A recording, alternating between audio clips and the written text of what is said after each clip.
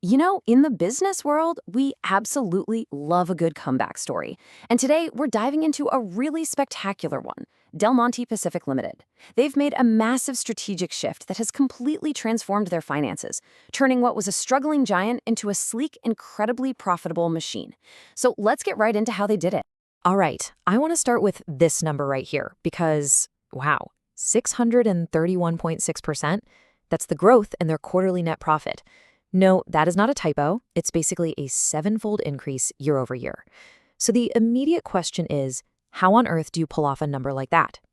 And pay attention to those two words, continuing operations. They're the key to this whole story. Let's break it down. So here's our roadmap for unpacking that incredible number. First, we'll look at just how strong their recent quarter was overall.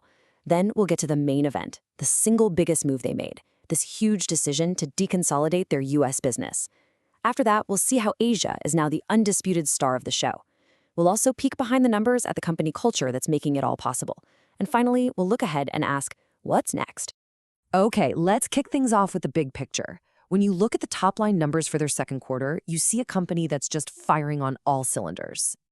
This table really tells a powerful story. You see, sales are up 10%. That's solid, right? Healthy growth. But then your eyes drift down to gross profit and whoa, a 37% surge. Now what that tells you is that this isn't just about selling more cans of pineapple. They are making dramatically more profit on every single thing they sell. And you can see that right there in the gross margin, which jumped by 660 basis points. In the food industry, that kind of efficiency gain is just phenomenal. And of course, it all trickles down to that headline-grabbing 631% explosion in net profit. So what on earth was the catalyst for this? What was the secret? Well, it wasn't some flashy new product or a clever marketing campaign. Nope. It was a bold, behind-the-scenes financial maneuver that changed everything. Let's call it the Great U.S. Deconsolidation. First off, what even is deconsolidation? It sounds like some complex accounting term, but the idea is actually super simple. Imagine you have a roommate, and you both share one big bank account. But your roommate has a bit of a spending problem, and they're constantly dragging the account balance into the red. Deconsolidation is like you finally saying, you know what, you're getting your own bank account. I'm separating my finances. All of a sudden, their problems are no longer your problems, and for the first time, you can see how financially healthy you actually are. And that is exactly what Del Monte Pacific did. Their U.S. subsidiary was that roommate with the spending problem. It was facing continuous losses, a tough economic climate, and eventually had to file for Chapter 11 bankruptcy. So the parent company had a choice: let this struggling U.S. business drag the entire global company down with it, or make a very tough but necessary cut. They chose to cut the cord, classifying the entire U.S. operation as discontinued. And what was the immediate results of this corporate surgery? Well, get ready for this. With one strategic decision, Del Monte Pacific wiped approximately $1.5 billion in liabilities right off its balance sheet. Just gone. This wasn't just housekeeping. It was a move that fundamentally reset their financial health and instantly revealed the true strength of the rest of the business. So with the weight of that struggling U.S. business finally lifted, what was left standing? Well, what was left was an absolute powerhouse. And that brings us to the real star of this turnaround story, Del Monte's booming business in Asia.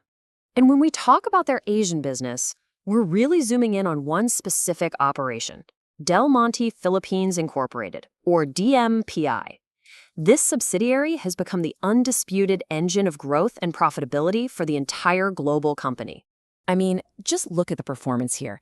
DMPI sales shot up 12% in local currency. That alone is fantastic. But even more impressive, its net profit surged by a whopping 63% compared to last year.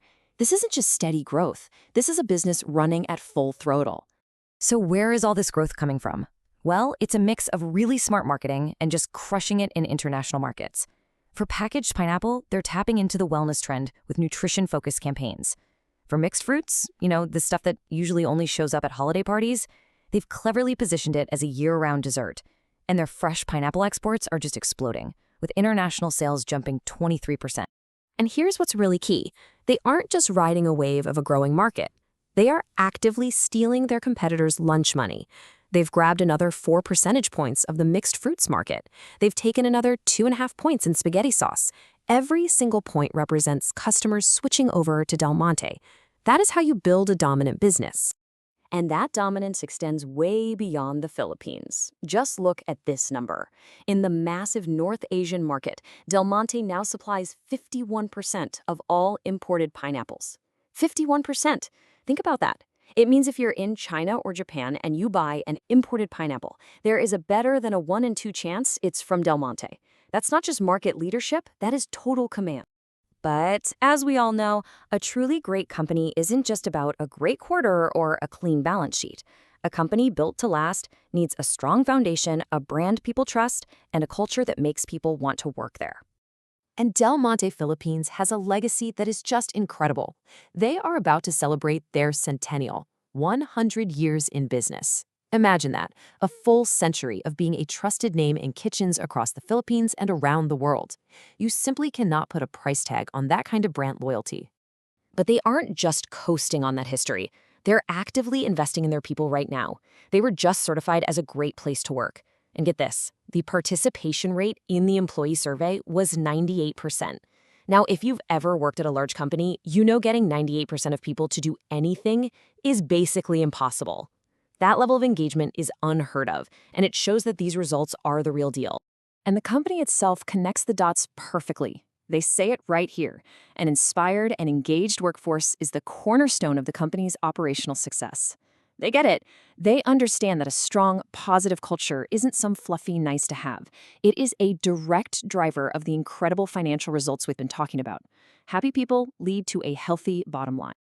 Okay, so they've made the big strategic move. Their core business is on fire. Their company culture is thriving. So the big question now is, where do they go from here? What's the plan? You can really hear the confidence in the CEO's own words. He's basically saying that now, with the US situation sorted out, they have a clear path forward. He's not looking at this amazing quarter as the finish line. He's framing it as the starting line for a brand new chapter, a future built entirely on the strength of their Asian business. And that path forward is incredibly focused. It's a simple, powerful plan. Double down on what's already working. They're going to reinforce their leadership in the Philippines, defend that dominant position in North Asia, and keep finding ways to get more efficient, all while being smart and careful with their now much healthier finances. It's a disciplined, powerful roadmap for growth. Which really brings us to the big takeaway here. By making the tough but smart decision to shed a struggling part of the business, Del Monte Pacific has unleashed its high-growth, highly profitable Asian core. It's a remarkable turnaround that leaves us with one compelling question. After surviving for 100 years, is this the move that sets the foundation for the next 100 years of this iconic brand? Looking at the evidence, it's pretty hard to bet against them. Thanks for joining me for this breakdown.